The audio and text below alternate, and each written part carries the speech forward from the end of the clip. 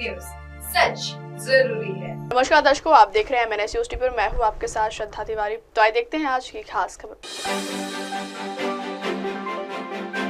महाराष्ट्र की राजनीति में बड़ी हलचल, हार के बाद लटका CIC टूट की कगार पर महाविकास आघाड़ी।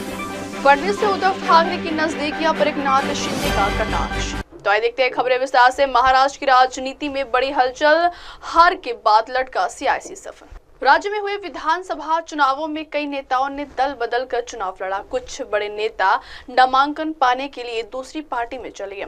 हालांकि कुछ लोग अभी भी निराश है। ऐसा लग रहा है कि विधानसभा चुनाव से ठीक पहले भाजपा छोड़कर गए नेता अब वापसी को आतुर है।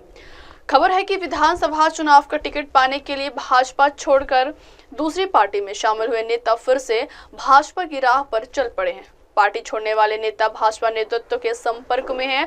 भाजपा ने अभी तक यह निर्णय नहीं लिया है कि चुनाव से पहले नामांकन दाखिल करने वाले और अब पार्टी में वापसी की चाह रखने वाले लोगों को स्वीकार किया जाए या नहीं। संजय काका पाटिल का नाम सबसे आगे। विधानसभा में करारी हार के बाद भाजपा छोड़कर दूसरी पार्टी में जाने वाले इन नेताओं में बेचैनी का भाव है। इसी बेचैनी के चलते उन्होंने घर लौटने के प्रयास शुरू कर दिए। उसमें सांगली के पूर्व सांसद और NCP नेता अजित पवार की पार्टी के नेता संजय काका पाटिल का नाम सबसे आगे चल रहा है। ऐसी चर्चा है कि संजय पाटिल भाजपा में वापस लौटेंगे। वहीं कोकर्ण के एक नेता ने हाल ही में भाजपा के प्रदेश अध्यक्ष चंद्रशेखर बावनकुले से मुलाकात की थी।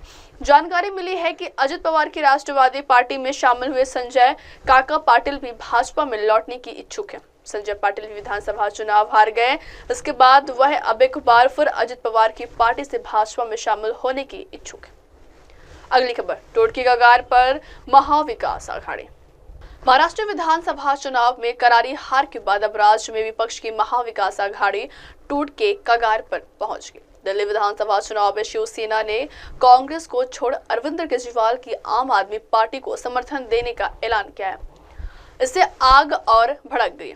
यूबीटी प्रवक्ता संजय राउत ने गठबंधन में टूट का ठीकरा कांग्रेस पर फोड़ दिया।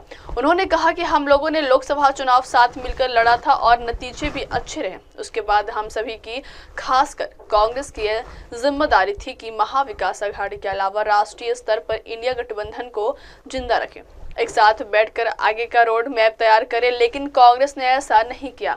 उन्होंने कहा गठबंधन में कांग्रेस सबसे बड़ी पार्टी थी, लेकिन उसने अपनी जिम्मेदारी ठीक ढंग से नहीं निभाई। दिल्ली के चुनाव में आपको समर्थन देने पर यूबीटी सांसद अनिल देसाई ने भी कहा कि महाराष्ट्र चुनाव में केजरीवाल ने हमारा समर्थन किया था, इसलिए हम लोगों ने दिल्ली विधानसभा चुनाव में उन्हें समर्थन देने का फैसला किया, लेकिन कांग्रेस को रास नहीं आ रहा। अगली खबर, फडणवीस से उद्धव ठाकरे की नजदीकियां पर एकनाथ शिंदे का कटाक्ष।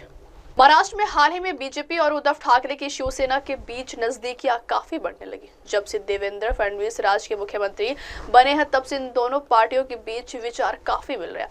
हाल ही में शिवसेना प्रमुख उद्धव ठाकरे ने महाराष्ट्र के मुख्यमंत्री देवेंद्र फडणवीस से मुलाकात की थी। इतना ही नहीं बल्कि उनके बेटे आदित्य ठाकरे भी देवेंद्र फडणवीस से 3 बार मिल चुके हैं और विकास और समस्याओं पर चर्चा कर चुके हैं। ऐसे में इन दोनों पार्टियों के विचार मिलते हुए नजर आ रहे हैं। हाल ही में सामना में एक लेख लिखकर फडणवीस के गढ़चिरौली यात्रा की भी खूब तारीफ की गई थी। इन नजदीकियों को देखते हुए महाराष्ट्र के डिप्टी CM एकनाथ शिंदे ने बिना नाम लिए उद्धव पर हमला बोला।